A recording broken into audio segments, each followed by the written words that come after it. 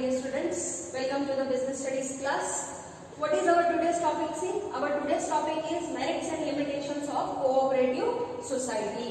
ಇವತ್ತಿನ class the ವಿಷಯ ಏನೇನು ನೋಡ್ರಿ, ಸಹಕಾರ ಸಂಘಗಳ ಅನುಕೂಲತೆಗಳು ಮತ್ತು ನೀತಿಗಳು. ಸೊ ಇವತ್ತಿನ ಕ್ಲಾಸ್ ನೋಡಿದ್ಮೇಲೆ ನಿಮಗೆ ಅನಿಸ್ತಿರ್ಬೇಕು, ಯಪ್ಪ ಪ್ರತಿಯೊಂದ್ರಾಗ ಏನಾದ್ರೆ ನೀತಿಗಳು ಇದ್ದೇ ಅದಾವು ಇರುವ ನೋಡ್ರಿ.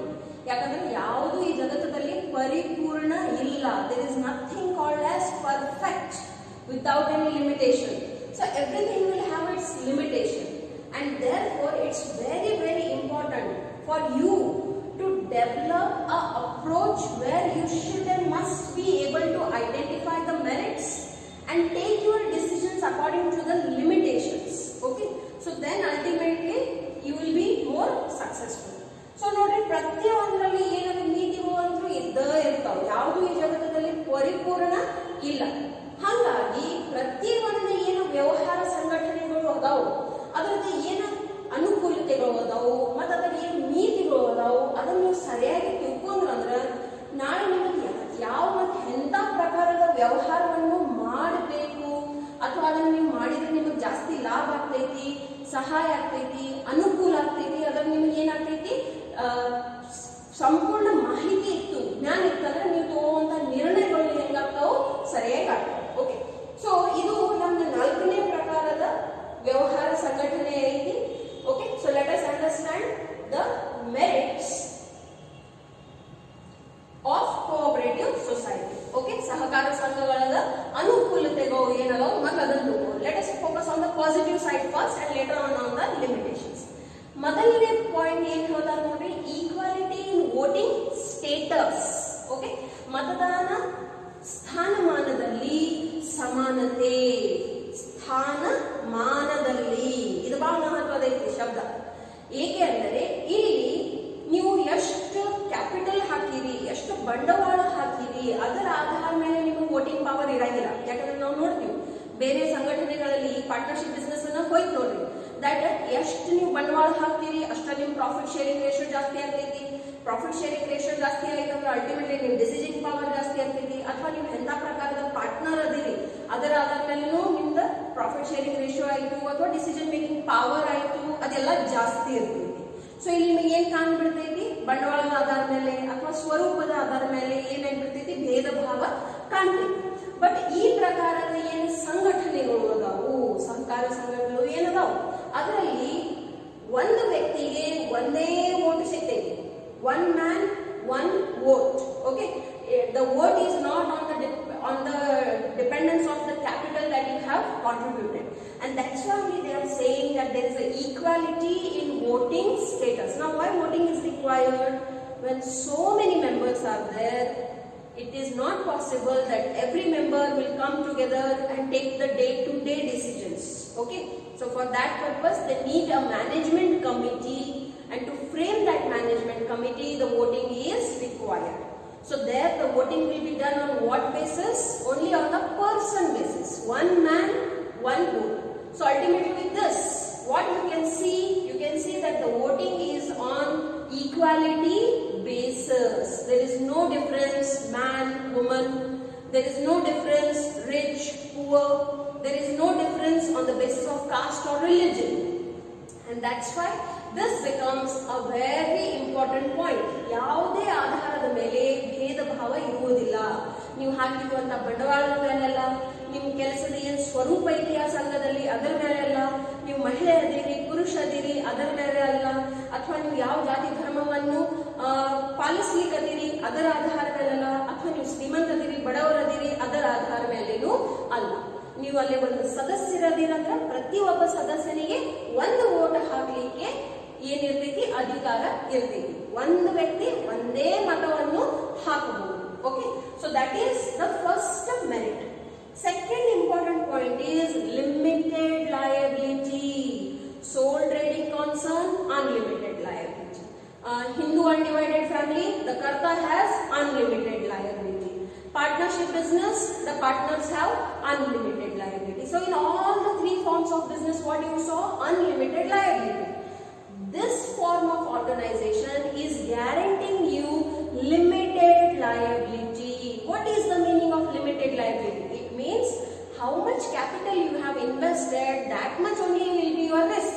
Suppose I have invested into a cooperative society of 50,000 rupees, how much risk I will have of 50,000 only? If there is some loss happening into that government cooperative society, how much money I will lose? Only the 50,000 that I had invested in the form of capital, not a single penny more than that. And if any case something wrong happens, nobody can claim my personal property also, whereas in those cases that risk was there. So here the biggest merit is there is a limited liability of each and every member. And what is the limit? The limit is of the capital that they have contributed. Okay? ಏನು ಹೇಳ್ತಾರೆ ನೋಡ್ರಿ, ನಿಯಮಿತ ಹೊಣೆಗಾರಿಕೆ. ಇದಕ್ಕಿಂತ ಮೊದಲು ನಾವು 3 ಪ್ರಕಾರದ ಸಂಘಟನೆಗಳನ್ನು ಕಲಿತೀವಿ.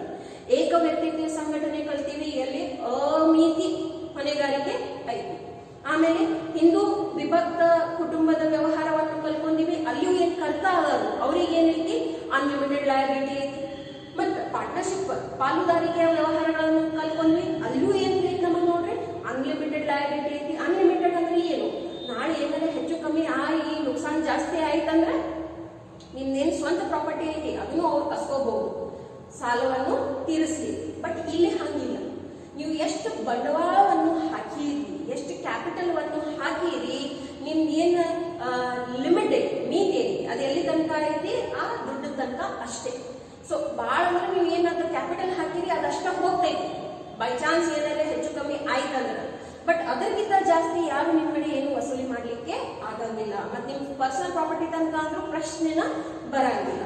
ಸೊ ದಿಸ್ ಈಸ್ ಅದರಿಂದನೇ ಈಗ ಏನಾಗ್ಬಿಡ್ತೈತಿ, ಒಂದು ಮಹತ್ವದ ಅನುಕೂಲತೆ ಆಗಿರ್ತೈತಿ ಇಂಥ ಪ್ರಕಾರದ ಸಂಘಟನೆಯಲ್ಲಿ. ದಟ್ ನಿಮ್ಗೇನು ನೀತಿ ಐತಿ ಅದು ಹೆಂಗೈತಿ, ನಿಯಮಿತ ಐತಿ. ಓಕೆ, ನಿಯಮಿತ ಮಿತಿ ಹೊಣೆಗಾರಿಕೆ ಐತಿ, limited liability. Then stable existence. See, in the previous 3 organizations we saw that if the death happens of any important partner, if there is insolvency or if there is insanity or anything other than this happens, then the firm will get closed ultimately because the main person only has had some issues.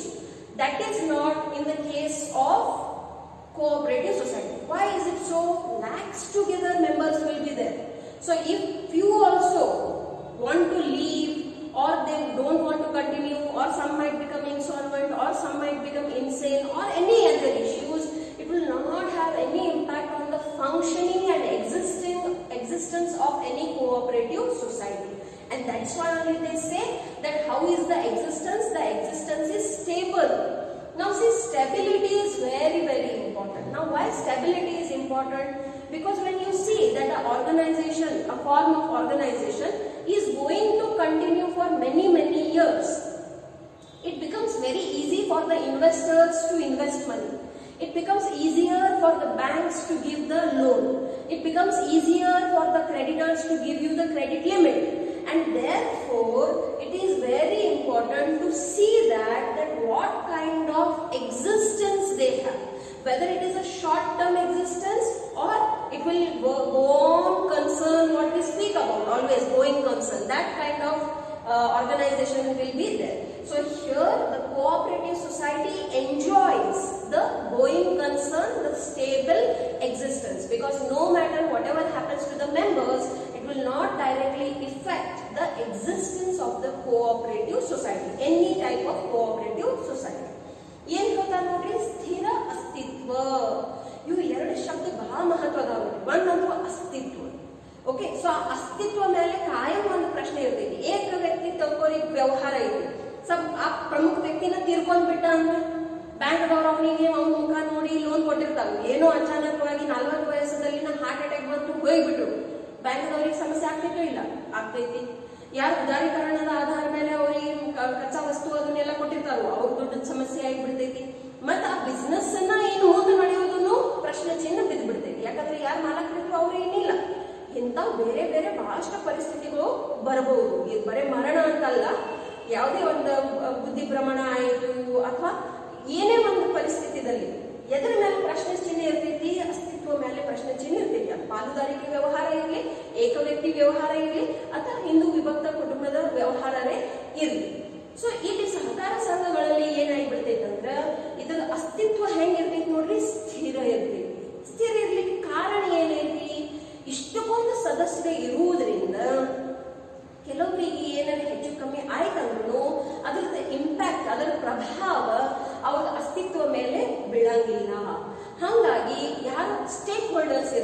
ಯಾರು ನಿಮ್ಮ ಸಂಸ್ಥೆಯಲ್ಲಿ ನಿವೇಶ ಮಾಡ್ಬೇಕಂತ ನಿವೇಶಕರು ಇರ್ತಾರೋ ಅವರಿಗೆ ಸ್ವಲ್ಪ ಏನಿರ್ತೈತಿ ಖಾತ್ರಿ ಇರ್ತೈತಿ ಆ ಸಂಸ್ಥೆಗಳ ಮೇಲೆ.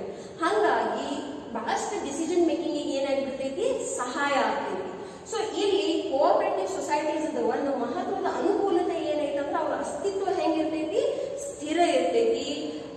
ಸದಸ್ಯರದ ಮರಣ ಆಯ್ತು ಅಥವಾ ಬುದ್ಧಿಭ್ರಮಣ ಆಯ್ತು ಅಥವಾ ಅವ್ರದಾರ ಇನ್ನು ರಿಟೈರ್ಮೆಂಟ್ ಹೋಗೋದಕ್ಕೆ ಅಥವಾ ಏನೇ ಒಂದು ಕಾರಣದಿಂದ ಅದರ ಪ್ರಭಾವ ಅವ್ರು ಬಿಟ್ಟು ಹೋಗೋದ ಪ್ರಭಾವ ಆ ಸಂಘಟನೆ ಮೇಲೆ ಬೀಳಂಗಿಲ್ಲ. ಓಕೆ, ನೆಕ್ಸ್ಟ್ ಏನ್ ಹೇಳ್ತಾರೆ ನೋಡ್ರಿ, ಇಕನಾಮಿ ಇನ್ ಆಪರೇಷನ್ಸ್, ಕಾರ್ಯಾಚರಣೆಗಳಲ್ಲಿ ಮಿತ್ಯಯ. ವಾಟ್ ದಿಸ್ ಮೀನ್ಸ್, ನಾವು see cooperative society is form with the will and the wish. Nobody had compelled anybody to come together and start any organization. So here, majority of the services that are provided, majority of the work that is being done, it is honorary. Honorary means what? The people who are working there, they are not money minded.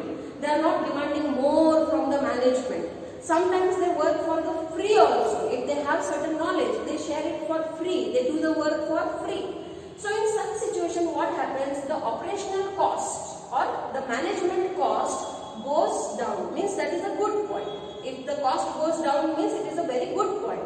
So therefore ultimately it says what? Economy in operations. So what operations means what? Operations means day-to-day activities. That is the meaning of operations.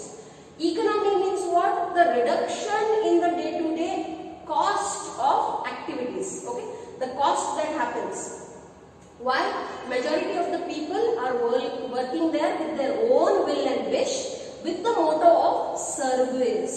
They are not coming with the motto of earning money or making wealth over there, and therefore they are charging minimum fees, or some of them are working free of cost also. Okay, so that is again beneficial point for cooperative society, that their work cost is minimum. So ಏನು ಹೇಳ್ತಾರೆ ನೋಡ್ರಿ, ಕಾರ್ಯಾಚರಣೆಗಳಲ್ಲಿ ಮಿತ್ಯಯ. ಈಗ ನೋಡ್ರಿ, ಏನ್ ಸಹಕಾರ ಸಂಘಗಳು ಹೆಸರದಲ್ಲಿನ ಅರ್ಥ ಐತ್ ನೋಡ್ರಿ, ಸಹಕಾರ, ಸಹಾಯ ಮಾಡ್ಬೇಕಾ ಉದ್ದೇಶದಿಂದ ಅವ್ರು ಒಗ್ಗಟ್ಟಾಗಿ ಬಂದಿರ್ತಾರೆ. ಸೊ ಅಲ್ಲಿ ನಾ ಕೆಲಸ ಮಾಡ್ಬೇಕಾದ್ರೆ ಇಷ್ಟು ಪಗಾರ ತಗೋತೀನಿ, ನನಗೆ ಈ ಸುವಿಧೆ ಬೇಕು, ಹಿಂಗಿರ್ಲಿಲ್ಲ ಅಂದ್ರೆ ನಾ ಕೆಲಸ ಮಾಡ್ಲಿಕ್ಕೆ ಸಾಧ್ಯತೆ ಆಗುವುದಿಲ್ಲ ಅಂತ ಎಲ್ಲ ಬಾಧ್ಯ ಸಮಸ್ಯೆಗಳು ಇರುವುದಿಲ್ಲ. ಯಾಕಂದ್ರೆ ಅವ್ರ ತಾವಾಗಿ ಸ್ವಂತ ಇಚ್ಛೆಯಿಂದ ಏನಾದ್ರೆ ಸಹಾಯ ಮಾಡಬೇಕು, ಸೇವೆ ಮಾಡ್ಬೇಕಂತ ಉದ್ದೇಶದಿಂದ ಬಂದಿರ್ತಾರೆ. ಹಾಗಾಗಿ ಅವ್ರ ಕಡೆ ಏನು ಜ್ಞಾನ ಇರ್ತೈತಿ, ಆ ಜ್ಞಾನದಿಂದ ಅವ್ರು ಏನೇನು ಸಹಾಯತೆ ಮಾಡಬಹುದು ಅದನ್ನು ಕಮ್ಮಿ ಪಗಾರದಲ್ಲಿ ಅಥವಾ ಕೆಲವೊಂದು ಸ್ಥಿತಿಯಲ್ಲಿ ಫ್ರೀದಲ್ಲಿ ಅಗದಿ ಉಚಿತವಾಗಿಯೂ ಆ ಕೆಲಸವನ್ನು ನಿರ್ವಹಿಸ ಕೊಡ್ತಾರೆ. ಹಾಗಾಗಿ ಏನ್ ಪ್ರತಿದಿನದ ಕಾರ್ಯಚಟುವಟಿಕೆಗಳನ್ನು ನಡೆಸಬೇಕಾದ್ರೆ ಏನ್ ಖರ್ಚುಗಳು ಇರ್ತಾವು, ಆ ಖರ್ಚು ಹೆಂಗಾಗ್ತೈತಿ, ಕಡಿಮೆ ಆಗ್ತೈತಿ. ಸೊ ಖರ್ಚು ಎಷ್ಟು ಕಮ್ಮಿ ಆಗ್ತೈತಿ ಅಷ್ಟು ನಿಮಗೆ ಏನ್ ಸಿಗ್ತೈತಿ ನೋಡ್ರಿ, ಲಾಭ ಜಾಸ್ತಿ ಸಿಗ್ತೈತಿ. ಓಕೆ, ಎರಡರಾಗಿ ಅದಾವ ನೋಡ್ರಿ ಲಾಭ ಗಳಿಸ್ಲಿಕ್ಕೆ. ಒಂದು, ಖರ್ಚು ಕಮ್ಮಿ ಮಾಡಿ, ಎರಡನೇದು ವ್ಯಾಪಾರ ಜಾಸ್ತಿ ಮಾಡಿ. ಎರಡೂ ಮಾಡಾಕತ್ತೀರಂದ್ರೆ ನಿಮಗೆ ಬಹಳಷ್ಟು ಲಾಭ ಆಗ್ತೈತಿ. ಸೊ ಪ್ರತಿಯೊಂದು ನಿರ್ವಾಹಕರದ ಒಂದು ಉದ್ದೇಶ ಏನಿರ್ತೈತಿ, ಖರ್ಚು ಕಮ್ಮಿ ಆಗಬೇಕು, ವ್ಯಾಪಾರ ಜಾಸ್ತಿ ಆಗಬೇಕು. Every manager or owner always focuses on these two things. The cost should be minimum and the sales should be maximum. So ultimately the profit will become huge. Okay. Next ಏನ್ ಹೇಳ್ತಾರೆ ನೋಡ್ರಿ, ಸಪೋರ್ಟ್ ಫ್ರಮ್ ಗವರ್ಮೆಂಟ್. ಓಕೆ, ಸಹಕಾರ ಸಂಘಗಳಿಗೆ ಏನೈತಿ ನೋಡ್ರಿ, ಸರ್ಕಾರದಿಂದ ಬೆಂಬಲ ಐತಿ. ಏಕೆ? ಎಲ್ಲಕ್ಕಿಂತ ಮೊದಲೇದಂದ್ರೆ ಇದು ರಿಜಿಸ್ಟರ್ಡ್ ಐತಿ. First of all it is registered according to the 1912 cooperatives act. ಎರಡನೇದು, how they function on the basis of democracy. ಪ್ರಜಾಪ್ರಭುತ್ವದ ಏನು ತತ್ವ ಐತಿ ಆ ಆಧಾರ ಮೇಲೆ ಕೆಲಸವನ್ನು ನಿರ್ವಹಿಸ್ತಾರೆ. ಹೌ? By voting. ಓಕೆ, ಮತದಾನದಿಂದ. Third point, they are focusing equality. ಸಮಾನತೆಗೆ ಏನ್ ಮಾಡ್ಲಿಕ್ಕತ್ತಾರು, ಇವ್ರು ಬೆಳೆಸ್ಲಿಕ್ಕತ್ತಾರು. ಸೊ ಹಾಗಾಗಿ ಏನ್ ಸಮಾಜದಲ್ಲಿ ಒಂದು ಭೇದ ಐತಿ, ಒಂದು ಏನ್ ಡಿಫರೆನ್ಸ್ ಐತಿ ಆಫ್ ರಿಚ್ ಅಂಡ್ ಪುವರ್, ಅದನ್ನ ಕಡಿಮೆ ಮಾಡ್ಲಿಕ್ಕೆ ಈ ಸಂಘಗಳು ಏನ್ ಮಾಡ್ಲಿಕ್ಕತ್ತಾರು, ಸಹಾಯ ಮಾಡ್ಲಿಕ್ಕತ್ತಾರ. ಹಾಗಾಗಿ ಗವರ್ಮೆಂಟ್ ಕಡೆಯಿಂದ ಇಂಥವು ಸಹಕಾರಿ ಸಂಘಗಳಿಗೆ ಬಹಳಷ್ಟು ಸಹಾಯ ಐತಿ, ಅವರಿಗೆ ಬೆಂಬಲ ಐತಿ. ಯಾವ ರೀತಿಯಿಂದ? ಸೊ ಅವ್ರಿಗೆ ಏನಾದ್ರು ಲೋನ್ ಬೇಕಾಗೈತೆ ಅಂದ್ರೆ ಕಮ್ಮಿ ಇಂಟ್ರೆಸ್ಟ್ ದಲ್ಲಿ ಕೊಡ್ತಾರು. ಟ್ಯಾಕ್ಸ್ ದಲ್ಲಿ ಅವ್ರಿಗೆ ಏನೈತಿ, ರಿಲ್ಯಾಕ್ಸೇಷನ್ ಐತಿ. ಸೊ ಈ ರೀತಿ ಇವ್ರ ಕಡೆ ದುಡ್ಡು ಜಾಸ್ತಿ ಉಳಿತಂದ್ರ ಅಲ್ಟಿಮೇಟ್ಲಿ ಅದು ಯಾರಿಗೆ ಹೋಗ್ತೈತಿ, ಅಲ್ಲಿ ಯಾರ್ಯಾರು ಕೆಲಸ ಮಾಡ್ತಿರ್ತಾರೋ ಪಗಾರದ ರೂಪದಲ್ಲಿ ಅವ್ರಿಗೆ ಹೋಗ್ತೈತಿ. The one who has invested money, they will get the good returns. So ultimately the government will also support these kind of cooperative organizations by reduction into their taxes, by helping them into by providing them various funds, or in many other ways. Why is it so? Because they are using the system of democracy by using the voting power. Second, they are promoting equality, and the third most important point is it is a registered organization, because here the registration is compulsory. Now the last point is ease of formation, sthapaneya sugamate. Now what is the procedure for formation of any cooperative society? First of all, you require 10 people who are themselves willing to start a cooperative society, and all and everybody should be adult. Okay, then the minimum paperwork is required, like what business, where, how, what is the capital, and the basic information, and you are ready to start your own cooperative society. So its formation and closure both are easy, so that's why it is again a plus point, it's a merit to start a cooperative society. ಏನು ಹೇಳ್ತಾರೆ ನೋಡ್ರಿ, ಸ್ಥಾಪನೆಯಲ್ಲಿ ಸುಗಮತೆ. So ಯಾವುದೇ ಒಂದು ಸಹಕಾರಿ ಸಂಘವನ್ನು start ಮಾಡಬೇಕಾದ್ರೆ ನಮಗೆ ಏನ್ ಬೇಕು, ಎಲ್ಲಕ್ಕಿಂತ ಮೊದಲು ಕನಿಷ್ಠ 10 ವ್ಯಕ್ತಿಗಳು ಬೇಕು. What is the minimum number of people required for any cooperative society? Minimum 10, maximum there is no limit. Okay, so ಕನಿಷ್ಠ 10 ವ್ಯಕ್ತಿಗಳು ಬೇಕು, ಯಾರು ಸ್ವಂತ ಇಚ್ಛೆಯಿಂದ ಇಲ್ಲಿ ಬಂದು ಒಂದು ಸಹಕಾರಿ ಸಂಘಗಳನ್ನು ಸ್ಥಾಪನೆ ಮಾಡಬೇಕಂತ ಇಚ್ಛುಕದಾರೋ. ತದನಂತರ ಏನು ಬೇಸಿಕ್ ಪೇಪರ್ ವರ್ಕ್ ಇರ್ತೈತಿ, ಯಾಕಂದ್ರೆ ಇದು ಕಂಪಲ್ಸರಿ ರಿಜಿಸ್ಟ್ರೇಷನ್ ಬೇಕಾಗ್ತೈತಿ. ಸೊ ಆ ಸಂಘದ ಏನು ಕಾನೂನು ಕಾಯ್ದೆ ಇದೆ ಅದಕ್ಕೆ ತಕ್ಕಂಗೆ ಅವ್ರು ನಿಮಗೆ ಫಾರ್ಮ್ ಅದು ಕೊಡ್ತಾರೋ, ಆ ಫಾರ್ಮ್ ಫಿಲ್ ಅಪ್ ಮಾಡಿ ನೀವು ರಿಜಿಸ್ಟ್ರೇಷನ್ ಮಾಡಿ, ಏನು ಮಿನಿಮಮ್ ರಿಜಿಸ್ಟ್ರೇಷನ್ ಫೀ ಇರ್ತೈತಿ ಅದನ್ನ ತುಂಬಿಟ್ರಂದ್ರೆ ನಿಮಗೆ ಒಂದು ಸರ್ಟಿಫಿಕೇಟ್ ಸಿಗ್ಬಿಡ್ತೈತಿ, and you are ready to start your cooperative organisation. ಅದೇ ರೀತಿಯಿಂದ ಅದರ ವಿಸರ್ಜನೆ ಮಾಡೋದು ಅಷ್ಟೇ ಸರಳ ಇದೆ. ಯಾವಾಗ ಸ್ಟಾರ್ಟ್ ಮಾಡೋದು ಮತ್ತು ಬಂದ್ ಮಾಡೋದು ಸರಳ ಇತ್ತಂದ್ರೆ ಅಲ್ಟಿಮೇಟ್ಲಿ ಪ್ರತಿಯೊಬ್ಬರು ಇದರ ಬಗ್ಗೆ ವಿಚಾರ ಮಾಡಬೇಕು. So these are the 6 merits of cooperative societies. But already as I had told, nothing is complete, everything has certain limitations. So here cooperative society also has these 5 limitations. Okay, ಮುಂಚಿತವಾಗಿ ನಾನು ನಿಮಗೆ ಹೇಳಿದಾಗ ಯಾವುದೂ ಪರಿಪೂರ್ಣ ಇಲ್ಲ, ಪ್ರತಿಯೊಂದರಾಗ ಏನಾದ್ರು ಸ್ವಲ್ಪ ಕೊರತೆಗಳು ಮಿತಿಗಳು ಅಂತೂ ಇದ್ದೇ ಇರ್ತವೆ. ಸೊ ಅದೇ ರೀತಿಯಿಂದ ಸಹಕಾರಿ ಸಂಘಗಳಲ್ಲಿ ಏನೋ ನೋಡ್ರಿ, ಈ 5 ಮಿತಿಗಳು ಅದಾವ. ಯಾವ್ಯಾವ? First of all limited resources. Okay, ಈಗ ನೋಡ್ರಿ ಪರಿಮಿತಿ ಸಂಪನ್ಮೂಲಗಳು. ಈ ಒಂದು ಸಂಘದ ಸ್ಥಾಪನೆನ ಯಾಕಾಗೈತಿ? ಸೇವೆ ಭಾವದಿಂದ, service Moto. Due to the service motto only, this organization has been started, where they should be able to help the poor. They should be helpful to the rural people. So therefore, whatever resources they have, whatever wealth is there, assets are there, they are very much limited. Okay, and that's the most negative point over here. Okay, then inefficiency in management, ನಿರ್ವಹಣೆಯಲ್ಲಿ ಅದಕ್ಷತೆ. Again, this point is linked with the previous point we took in economy and operations. That point is linked with this one. Okay, so inefficiency in management yaakagti nodri, here 2 points will come.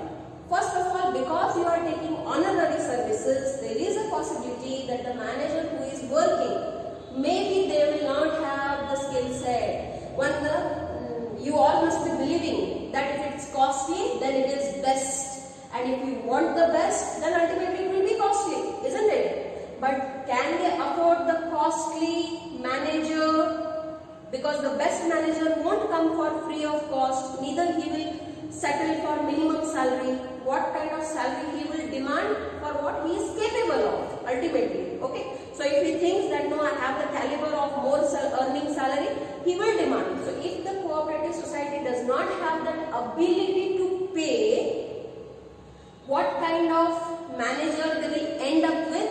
The one who is not that much intelligent, the one who does not have that kind of knowledge set, skill set. So ultimately what will happen? Whatever work they are doing, in that they can see the inefficiency, where the work is not happening how it should happen. Okay, again this point is related with the previous one. Because they do not have money, because the resources are limited, they are not in the capacity salary, and they have to end up with the little bit less qualified manager, and it will ultimately end up in inefficiency. Okay, so ನಿರ್ವಹಣೆಯಲ್ಲಿ ನೋಡ್ರಿ ಅದಕ್ಷತೆ ಹೇಗೆ ಆಗ್ತೈತೆ ಅಂದ್ರೆ ನಾವು ಮುಂಚಿತವಾಗಿನೇ ನೋಡಿದ್ವಿ that ಕಾರ್ಯಗಳಲ್ಲಿ ಏನಾಗ್ತೈತಿ ಸೇವೆ ಭಾವದಿಂದ ಯಾರು ನಿರ್ವಹಣೆ ಕೆಲಸವನ್ನು ಮಾಡಿಕೊಟ್ರು ಅಂದ್ರೆ ನಾವು ಅವ್ರ ಸೇವೆಗಳನ್ನು ತಗೊಳ್ತೀವಿ, ಫ್ರೀ ಆಗಿ ಯಾರು ಕೆಲಸ ಮಾಡ್ಲಿಕ್ಕೆ ರೆಡಿ ಆದ್ರೆ ಅವ್ರ ಕಡೆ ಕೆಲಸವನ್ನು ಮಾಡಿಸ್ಕೋತೀವಿ. ಏಕೆಂದ್ರೆ ನಮ್ಮ ಕಡೆ ಸಂಪನ್ಮೂಲಗಳನ್ನ ಹೆಂಗದಾವ್ ಪರಿಮಿತಿ ಇರುವಂತದ್ದು. ಇಂಥ ಸಂದರ್ಭದಲ್ಲಿ ಸಪೋಸ್ ನೀವು ಒಂದು ಒಳ್ಳೆ ಶಾಣೆ ಇರುವಂತ ನಿರ್ವಾಹಕರನ್ನು ತಗೊಂಡ್ ಬಂದ್ರೆ ಅವ್ರು ಏನ್ ಬೇಡ್ತಾರೋ ಹೆಚ್ಚಿದ ಪಗಾರವನ್ನು ಬೇಡ್ತಾರೆ. ಏನಲ್ಲ ಪುಸ್ತಕದಲ್ಲಿ ಬಿಡಂಗಿಲ್ಲ, ಅವ್ರ ಕಡೆ ಅಂತ ಜ್ಞಾನ ಇರ್ತೈತಿ, ಕೌಶಲ್ಯತೆ ಇರ್ತೈತಿ, ಹಾಗಾಗಿ ಬೆಳೆದಿರ್ತಾರೆ. ಬಟ್ ಸಪೋಸ್ ನಿಮ್ ಕಡೆ ಅಷ್ಟ ಸಂಪನ್ಮೂಲತೆ ಇಲ್ಲ ಅಂತ ಸ್ಥಿತಿಯಲ್ಲಿ ನಿಮ್ ಕಡೆ ಅದು ಅವರಿಗೆ ಪೇಮೆಂಟ್ ಮಾಡ್ಲಿಕ್ಕೆ ಆಗಂಗಿಲ್ಲ ಅಂದ್ರೆ ಅವ್ರು ನಿಮ್ ಕಡೆ ಕೆಲಸಕ್ಕೆ ಬರಂಗಿಲ್ಲ. ಸೊ ಅಂತ ಸ್ಥಿತಿಯಲ್ಲಿ ಏನಾಗಿಬಿಡ್ತೈತಿ, ನೀವು ಮಾಡುವಂತ ಏನು ಕಾರ್ಯಗಳು ಅದಾವ, ಏನ್ ನಿರ್ವಹಣೆ ಐತಿ ಅದರಲ್ಲಿ ಅದಕ್ಷತೆ ಕಾಣ್ತೈತಿ. ಏಕೆ ಅಂದರೆ ನಿಮ್ಮಲ್ಲಿ ಯಾರು ನಿರ್ವಾಹಕರು ಅದಾರು ಮೇ ಬಿ ಅವ್ರ ಕಡೆ ಆ ಸರಿಯಾದ ಜ್ಞಾನ ಇಲ್ಲ. ಓಕೆ, ಸೊ ಅಲ್ಲಿ ನೀವು ದುಡ್ಡು ಉಳಿಸಕ್ ಹೋಗಿ ಏನ್ ಮಾಡ್ತೀರಿ, ನಿಮ್ಗೆ ಏನ್ ಕಾರ್ಯಚಟುವಟಿಕೆಗಳು ಅದಾವು ಅದರಲ್ಲಿ ಕಾಂಪ್ರಮೈಸ್ ಮಾಡ್ಬೇಕಾಗ್ತೈತಿ. So this is one more limitation. ಈಗ ಅವ್ರು ಏನ್ ಬೇಕಾದ್ರೆ ಪಗಾರ ಕೊಡಕತ್ತಿಲ್ಲ ಹಂಗೈತಿ, ಹಂಗೂ ಇಲ್ಲಿ ನೋಡ್ರಿ ಪಾಪ ಅವ್ರ ಕಡೆ ದುಡ್ಡನ ಇಲ್ಲ. ಓಕೆ, ದುಡ್ಡು ಇರ್ತಿತ್ತಂದ್ರೆ ಅಗದಿ IIT ಪಾಸ್ ಆಗಿರುವಂತ ಮ್ಯಾನೇಜರ್ ಇದ್ದು ತಂದು ಅಪಾಯಿಂಟ್ ಮಾಡ್ಲಿಕ್ಕೆ ಅವ್ರಿಗೆ ಸಾಧ್ಯತೆ ಇರ್ತೈತಿ, ಯಾರಿಗೆ ಬೇಡಾಗಿರ್ತಾರೆ best manager. But then they should have that kind of resources also. Okay, ಅವ್ರ ಕಡೆ ಅಷ್ಟು ಏನಿರ್ಬೇಕು, ಸಂಪನ್ಮೂಲತೆನೂ ಇರಬೇಕು. ಸಂಪನ್ಮೂಲತೆ ಇತ್ತಂದ್ರೆ ಎಂತ ಬೇಕಾದ ಒಳ್ಳೆ ನಿರ್ವಾಹಕರಿಗೂ ತಂದು ಅವ್ರು ಏನ್ ಮಾಡಬಹುದು, ನೌಕರಿಗೆ ಇಡಬಹುದು. ಬಟ್ ಯಾವಾಗ ಸಂಪನ್ಮೂಲತೆಗಳಲ್ಲಿನ ಪರಿಮಿತಿ ಇರ್ತೈತಿ, ಯಾವಾಗ ನಿಮಗೆ ಸರಿಯಾದ ನಿರ್ವಾಹಕರು ಸಿಗುವುದಿಲ್ಲ, ನಿರ್ವಹಣೆಯಲ್ಲಿ ಏನ್ ಕಾಣ್ತೈತಿ ನೋಡ್ರಿ, ಅದಕ್ಷತೆ ಕಾಣ್ತೈತಿ. Okay, then the next point is lack of secrecy, ಗೋಪ್ಯತೆಯ ಕೊರತೆ. It is very important that you should be able to maintain some secrets which are beneficial for the existence and survival of the business. ಪ್ರತಿಯೊಂದನ್ನು ಎಲ್ಲರಿಗೂ ಒಡೆದು ಹೇಳಲಿಕ್ಕೆ ಆಗಂಗಿಲ್ಲ. ಸ್ವಲ್ಪ ಏನು ಮಾಹಿತಿ ಇರ್ತೈತಿ, ಯಾವುದು ವ್ಯವಹಾರದ ಬೆಳವಣಿಗೆ ಸಲುವಾಗಿ, ಅದರ ಅಸ್ತಿತ್ವ ಸಲುವಾಗಿ ಗೋಪ್ಯತೆ ಇಡುವುದು ಬಹಳ ಮಹತ್ವದ ಇರ್ತೈತಿ. ಯಾಕಂದ್ರೆ ಯಾರು ಅದನ್ನು ಎಲ್ಲಿ ಹೇಗೆ ಉಪಯೋಗ ಮಾಡ್ತಾರೋ ಅಂತ ನಿಮಗೆ ಹೇಳಲಿಕ್ಕೆ ಬರುವಂಗಿಲ್ಲ. ಬಟ್ ಇಲ್ಲಿ ಸಹಕಾರ ಸಂಘಗಳಲ್ಲಿ ಏನಿರ್ತದೆ ನೋಡಿ, ಸಿಕ್ಕಾಪಟ್ಟಿ ಸದಸ್ಯರು ಇರ್ತಾರೆ. ಓಕೆ, ಹಾಗಾಗಿ ಓಪನ್ ಮೀಟಿಂಗ್ ನಡೀತಿರ್ತವೆ. ಓಪನ್ ಮೀಟಿಂಗ್ ನಲ್ಲಿ ಏನು ಮುಚ್ಚಿಡ್ಲಿಕ್ಕೆ ಸಾಧ್ಯತೆ ಇರಂಗಿಲ್ಲ. ಪ್ರತಿಯೊಂದು ಮಾಹಿತಿಯನ್ನು ನೀವು ಎಲ್ಲಾ ಕಡೆ ಹಂಚಲೇಬೇಕಾಗ್ತೈತಿ. ಹಾಗಾಗಿ ನೀವು ಏನು ಗೋಪ್ಯತೆಯನ್ನು ಇಡ್ಲಿಕ್ಕೆ ಸಾಧ್ಯತೆ ಇರುವಂಗಿಲ್ಲ. ಇದು ಒಂದು. ಎರಡನೇ ಒಂದು, ಕಾನೂನದ ಸರ್ಕಾರ ಕಡೆಯಿಂದನೂ ಅವ್ರ ಕಡೆಯಿಂದನೂ ಬಹಳಷ್ಟು ಒತ್ತಡ ಇರ್ತೈತಿ. ಅವರು ಬಹಳಷ್ಟು ಕಾನೂನು ಕಾಯ್ದೆಗಳು ಅದಾವು. ಎಲ್ಲಿ ನಾವು ಏನೇನು ಅಕೌಂಟಿಂಗ್ ಸ್ಟೇಟ್ಮೆಂಟ್ಸ್ ಅದಾವು, ಅಕೌಂಟಿಂಗ್ ಬುಕ್ಸ್ ಅದಾವು, ಅದು ಕಂಪಲ್ಸರಿ ಅವ್ರಿಗೆ ನಾವು ನಿಯಮಿತವಾಗಿ ತೋರಿಸೋದಿರ್ತಾವು. ಅವ್ರು ಹೇಳಿರುವಂತ ಕಾರ್ಯಕ್ರಮಗಳನ್ನು ನಡೆಸಬೇಕಾಗ್ತೈತಿ. ಅವ್ರು ಹೇಳಿದೆಲ್ಲ ಏನ್ ಪ್ರೊಸೀಜರ್ಸ್ ಅದಾವು ಅದನ್ನ ನಾವು ಫಾಲೋ ಮಾಡಬೇಕಾಗ್ತೈತಿ. ಅಂತ ಸ್ಥಿತಿಯಲ್ಲಿನೂ ಅಗೇನ್ ಸೀಕ್ರೆಸಿ ಮೇಂಟೈನ್ ಮಾಡಲಿಕ್ಕೆ ಆಗಂಗಿಲ್ಲ. So in both the situation, in the case of members also, in the case of government also, it is not possible to maintain the secrecy because ultimately this is kind of funded by government. Lots of helpings are coming from government. So from two sides they are unable to maintain the secrecy. First of all, there are too many members. So whenever the meeting happens, how the meeting happens, it happens in open, majority of the times in a big hall room. Okay, so there it's not possible to maintain anything as a secret. See, when only 8 to 10 people are there in a meeting room, it can happen. But then when too many members are there, ultimately there will be a lack of secrecy. Secondly, from the government side also, due to their various rules and regulations, you have to publish your accounts and accounting statements, due to which also again there will be no secrecy. So again it will be tough for you to attract the capital, attract the investors, or to get the credit limit or creditability into the market. Okay, so this lack of secrecy has its own problems, and that's why it is a limitation. Then government controls. I have already covered it here, that government controls the cooperative society too much. Okay, because being a registered unit where the government's intervention is there into its decision making also. So when there is an intervention into the decision making, ultimately it affects the efficiency and the performance of the organization. So due to government control, the cooperative organizations are unable to flourish.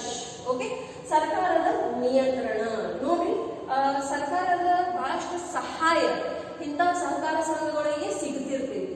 ಹಂಗಾಗಿ ಸರ್ಕಾರದ ಏನಿರ್ತೈತಿ ನೋಡಿ, ಇಂಥ ಸಂಸ್ಥೆಗಳ ಮೇಲೆ ನಿಯಂತ್ರಣನೂ ಇರ್ತೈತಿ.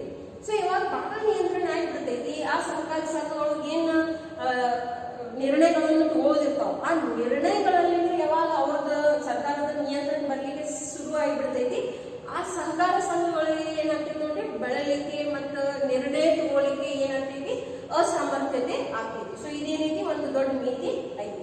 ಕೊನೆಯಲ್ಲಿ differences of opinion. So when too many heads are there, too many ideas, too many solutions, and ultimately everybody will not agree to one point. So there will be differences of opinion on various decisions in between the members. And in this, what will happen? Sometimes personal conflicts will happen. Okay, argument will be there, it will get converted into enmity, and then due to the personal conflicts, due to the personal benefits, for sometimes what will happen? The benefit of the cooperative society will be sidelined. They will focus only about self-development and they will not focus on the development of the organization. Why it happens? It happens in case of differences of opinion. ಕೊನೆಯಲ್ಲಿ ಏನ್ ಹೇಳ್ತಾರೆ ನೋಡಿ, ಅಭಿಪ್ರಾಯ ಭೇದಗಳು.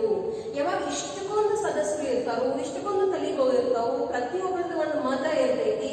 ಆ ಮತದಲ್ಲಿ ಏನಾಗಬಹುದು? ಮತಭೇದ ಆಗಬಹುದು. ಮತಭೇದದಲ್ಲಿ ಕೆಲವೊಂದ್ಸತಿ ಜಗಳೂ ಆಗ್ಬಹುದು, ಜಗಳದಿಂದ ದ್ವೇಷ ಭಾವನೂ ಹುಟ್ಟಬಹುದು. ಆ ದ್ವೇಷ ಭಾವದಲ್ಲಿ ಕೆಲವೊಂದ್ಸತಿ ಏನಾಗಿಬಿಡ್ತೈತಿ ನೋಡ್ರಿ, ಆ ಸಂಘಟನೆಯ ಬೆಳವಣಿಗೆ ಮೇಲೆ ಫೋಕಸ್ ಇರಂಗಿಲ್ಲ. ಇದು ಒಂದು. ಎರಡನೇದು, ಇನ್ನು ಬೇರೆ ರೀತಿಯಿಂದ ವಿಚಾರ ಮಾಡಿದ್ರೆ ಇನ್ನು ಏನೈತಿ ನೋಡ್ರಿ, ಆ ಸಂಘದ ಬೆಳವಣಿಗೆ ವಿಚಾರ ಮಾಡಲಾರ್ದ ಸ್ವಂತದ ಬೆಳವಣಿಗೆ ಸಲುವಾಗಿ ವಿಚಾರ ಮಾಡಿ, ಪರ್ಸನಲ್ ಬೆನಿಫಿಟ್ ಸಲುವಾಗಿ ವಿಚಾರ ಮಾಡಿ ಬಹಳಷ್ಟು ನಿರ್ಣಯಗಳನ್ನು ತಗೋತಿರ್ತಾರೆ.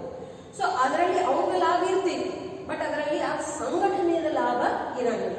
ಸೊ ಇದು ಯಾವಾಗ ಆಗ್ತೈತಿ ನೋಡ್ರಿ, ಅಭಿಪ್ರಾಯದಲ್ಲಿ ಭೇದಗಳು ಇದ್ದಾಗ ಆಗ್ತೈತಿ. ಸೊ ಯಾವಾಗ ಬಹಳ ಮಂದಿ ಎಲ್ಲರೂ ಸಾಮಾನ್ಯವಾಗಿ ಸಮಸ್ಯೆ ಆಗತೈತಿ, ಬಟ್ ಇದಕ್ಕೆ ಏನು ಮಾಡ್ಲಿಕ್ಕೆ ಆಗಂಗಿಲ್ಲ.